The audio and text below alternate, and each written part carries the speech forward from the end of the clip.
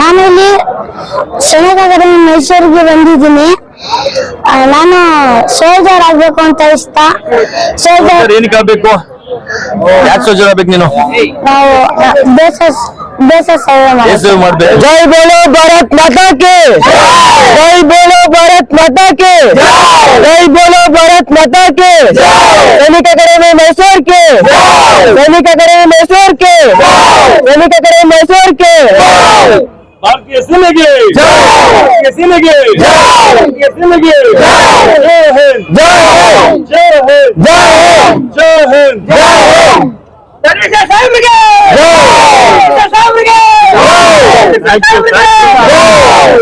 Thank you.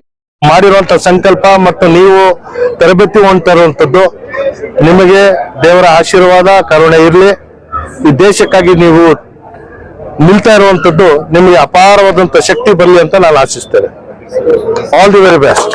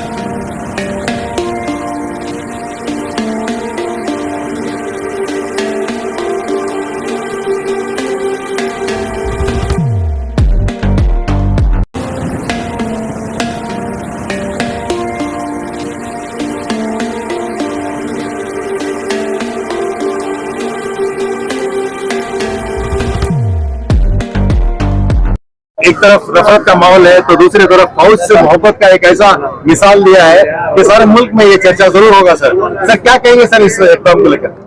देखिए, सबसे पहले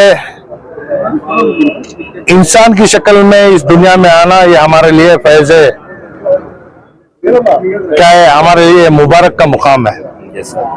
तो इस लिहाज से अल्लाह रब्बुल इज्जत का मैं सबसे पहले शुक्र अदा करता हूँ। दूसरी तरफ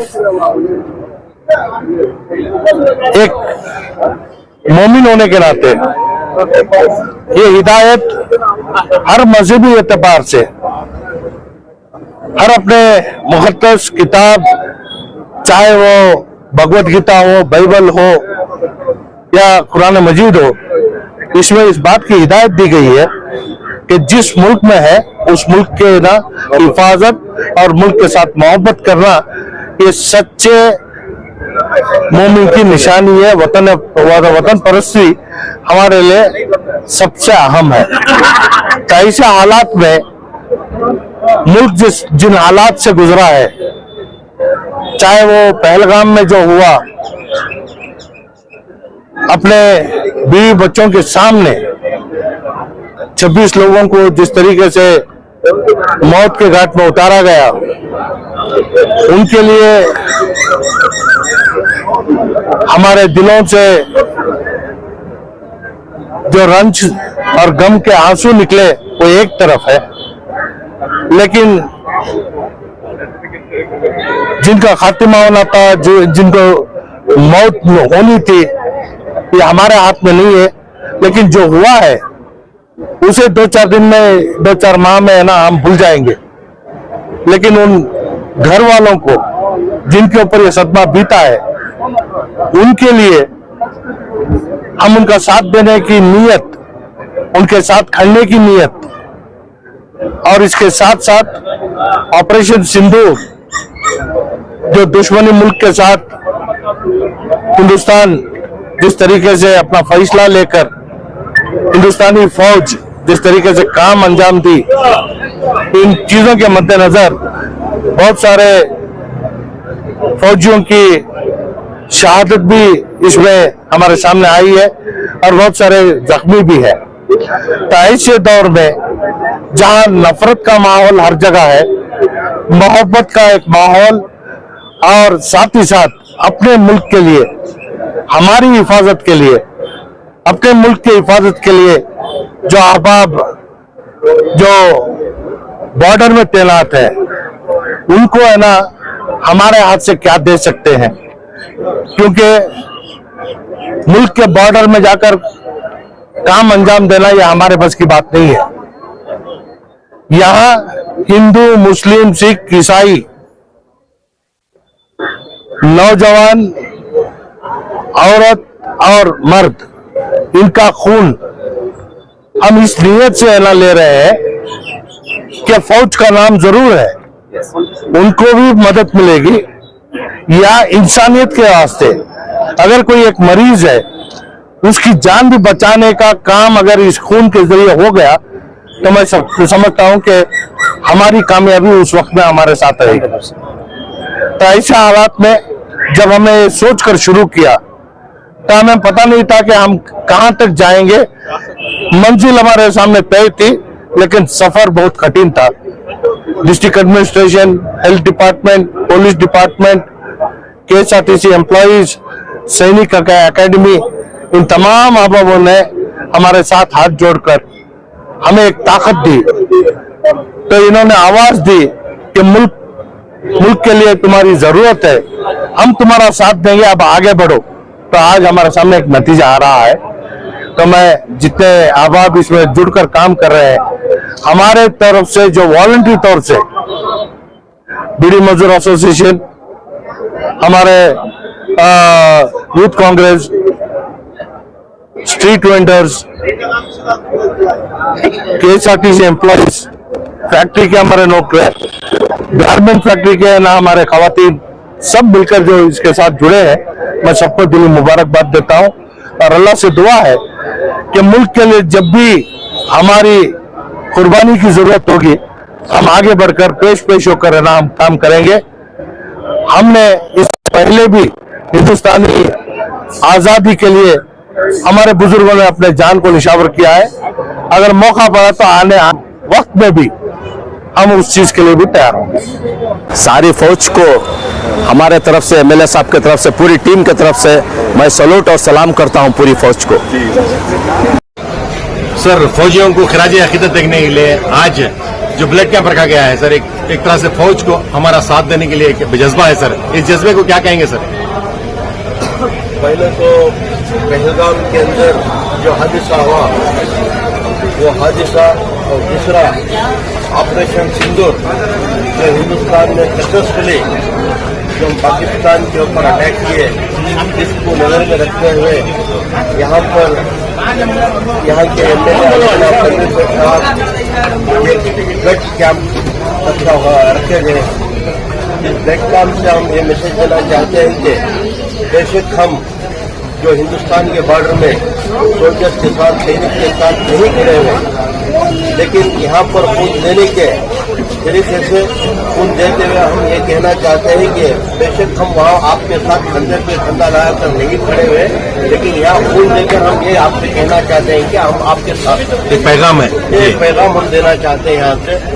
इस प्रोग्राम को करने में जनाब तनवीर सेठ और उनकी सारी टीम कामयाब हुई है।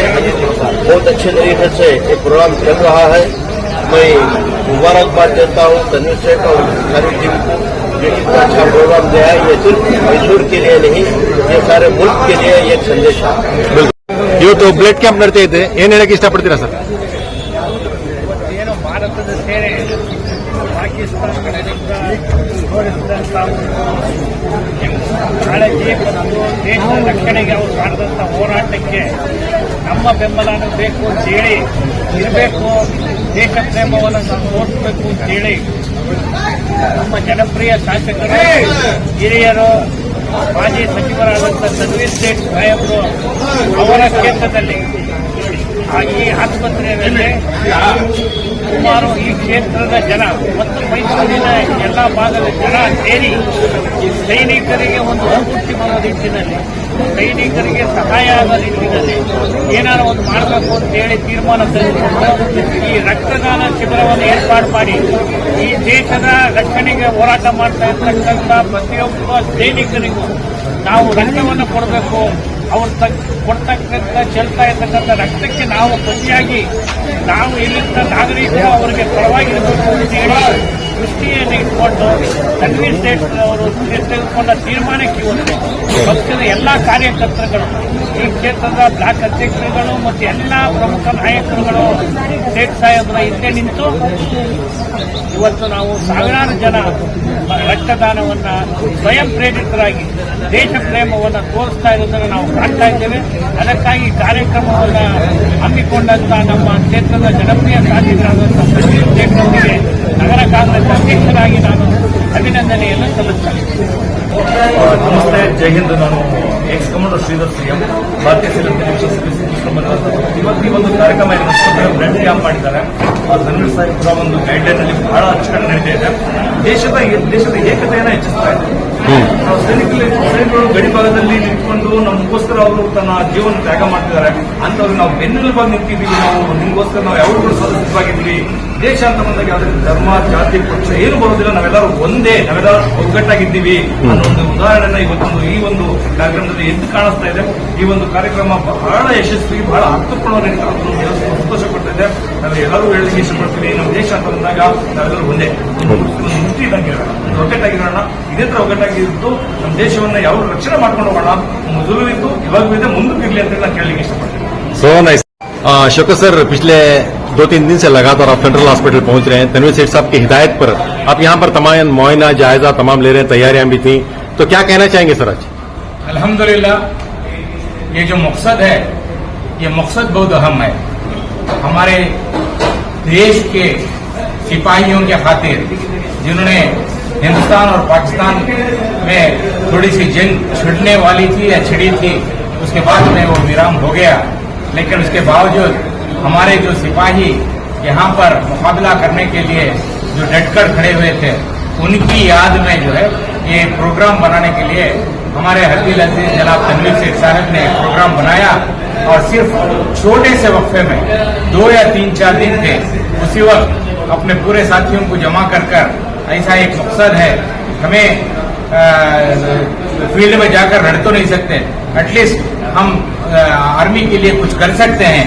तो इसके वास्ते में एक प्रोग्राम ब्लड कैंप एक ऑर्गेनाइज करेंगे और उसमें बिलखुसूस वेरी इम्पोर्टेंट जो है सैनिक जो है उनको कांटेक्ट कर उन लोगों को साथ में लेकर, पूरे ऑर्गेनाइजेशन को साथ में लेकर हम लोग एक 1000 बॉटल का ब्लड देने का एक डिसाइड करें, टारगेट किए। तो उस वक्त हमने फौरन सैनिक एकेडमी मैसूर पहुंचे, जनाब श्रीधर साहब से मुलाकात हुई।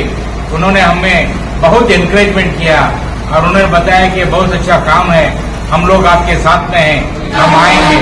तो इसी तरह बहुत सारे ऑर्गेनाइजेशंस से और पूरे जो भी जितने भी सीनियर्स थे सब जमकर भरपूर इसके ऊपर कोशिश कर 3 दिन के अंदर central hospital for BD workers Aziz Seth Nagar में ये प्रोग्राम शुरू हुआ है। तकरीबन 10:30 बजे हैं, 150 से ज्यादा बॉटल ऑलरेडी ब्लड ड्रा हो चुका है। 5 बजे तक टाइम है, बहुत सारे लोग आ रहे हैं और वॉलंटरी तौर पर जो है यहाँ पर हिस्सा ले रहे हैं। बिलखुसूस सैनिक अकादमी से वहाँ के जो स्कूल के बच्चे हैं, तकरीबन 40 बच्चे इसमें पार्टिसिपेट किए हुए हैं। तो उसी तरह बहुत सारे ऑर्गेनाइजेशन से वॉलंटियर तरफ से काम चल रहा है। मैं हर एक फर्द को जिन्होंने इसमें जमकर जुड़कर जो है शुरू से काम किया है और करते आ रहे हैं, उन सबको दिल की गहराई से मुबारकबाद भेजता हूं। सर, डॉक्टर शिराज साहब मौजूद हैं, कौन से हॉस्पिटल यहाँ पर मौजूद हैं सर इसके लिए शिराकत के लिए? डॉक्टर शिवराज साहब इसके बारे में बताएंगे। हालांकि मणिपाल हॉस्पिटल भी है, जी, नारायण रुद्रलया भी है, कल्याण सर हॉस्पिटल है, अल्फा हॉस्पिटल है, और केआर हॉस्पिटल है, और डिप्टी कमिश्नर को कॉर्पोरेशन है, और हमारे पुलिस कमिश्नर को कॉर्पोरेशन है, और उसके साथ में हमारे मैसूर सिटी कॉर्पोरेशन के कमिश्नर, पूरा डिस्ट्रिक्ट एडमिनिस्ट्रेशन और जो प्राइवेट हॉस्पिटल है वो पूरे हॉस्पिटल जमकर क्या डीसी साहब आएंगे डीसी इनाग्रेशन? कमिश्नर और हमारे म्युनिसिपल कमिश्नर स्वामी जी, सरखाजी साहब और उसके साथ में फादर, ये सब जो है सुबह में ठीक 8 बजे आकर जो है एक इनाग्रेशन कर 8 बजे से उसके बाद में थोड़ी देर रहकर निकलेंगे। क्या ये कैंप देश के लिए मिसाल बनेगी कैसे? इंशाअल्लाह मकसद यही है और जरूर बनेंगे, और दूसरों को भी दूसरे डिस्ट्रिक्ट में भी जो है इसके बारे में सोचकर आगे बढ़ना चाहिए।